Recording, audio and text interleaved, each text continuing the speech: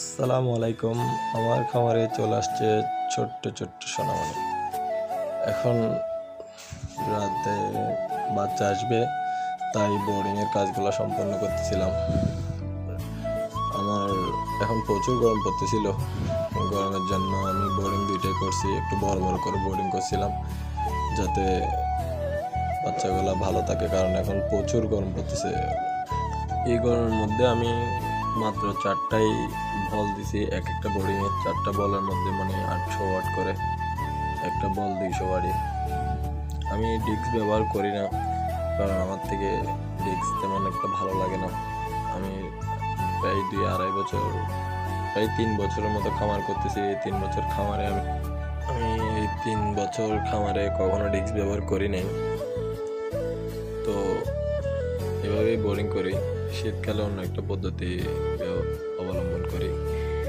এখন তো গরম পড়তেছে, তাই বর্ডারগুলোতে খাদ্যর ঢাকনাগুলো দিয়ে দিচ্ছি।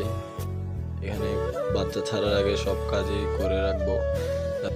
বাচ্চা আসার আগে খাদ্য ছিটাই দিবেন, পানির পাত্রগুলো বসাই দিবেন, যাতে বাচ্চা ছাড়ার পরে এগুলো করতে না হয়। বাচ্চা ছাড়ার পরে খাদ্য ছিটাইলে বাচ্চার চোখে পড়তে পারে, তখন চোখ অন্ধ হয়ে যাওয়ার সম্ভাবনা থাকে। আমি সবসময় বাচ্চা ছাড়ার আগে খাদ্য ছিটাই দিই।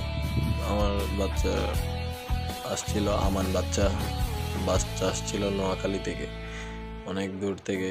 আস্তে আস্তে রাতে 4টা 4:30 বেজে গেছিল। বাচ্চাগুলো রিসিভ করে এখন খামারে নিয়ে আসছিলাম। খামারে বাচ্চা ছাড়ার আগে লাইটগুলো জ্বালাই দিয়েছিলাম যাতে একটু তাপ হয়। খাদ্য ছিটাই দিয়েছিলাম। এখন পানির পাত্রের জন্য কাগজগুলা দিয়ে দিচ্ছি।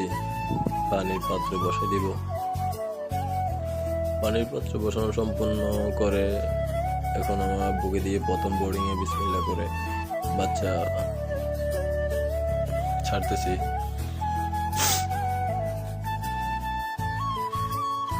আপনারা একটা জিনিস খেয়াল রাখবেন, বাচ্চাগুলা একটা একটা হাত দিয়ে ছাড়তে যাবেন না, এভাবেই বাক্স থেকে ঢেলে দিলেই হবে, বাচ্চার কোনো ক্ষতি হবে না।